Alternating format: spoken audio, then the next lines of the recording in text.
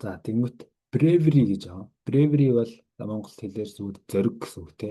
Тэгээ эр хүн байж чи зоригтой байлтаа энэ хэрэгтэй. За зориг гэж юу вэ гэхээр маш энгийнээр хэлэх юм бол чи ингээд ямар нэг юмнаас айж байгаа зэрэг. Айж байгаа мөртлөө үйлдэл одоо хийж байгаа гэсэн үг.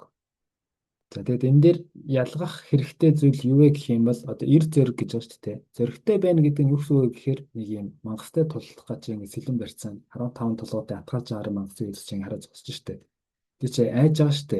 Айж байгаа мөртлөө тийшээ гүгээд очиж явах юм бол чи зоригтой байхгүй. Харин тэр одоо мангасыг уусаа барна гэж чиний эго чинь хэлээд тэг чи айхгүй байгаа. Тэг би уусаа барах юм чинь ингээд гүйж очоод маягаад нэг зөвхөлөд авч байгаа бол энэ бол тэнэглэл ахгүй. Энэ бол зориг биш те. Тэгээд чи ухаантай мөртлөө зоригтой хүн байж болно. Тэнэг мөртлөө зоригтой хүн байж болно. Зоригтой байна гэдэг нь тэнэг гэсэн үг биш ч юм уу те. Ухаантай гэсэн үг бас биш.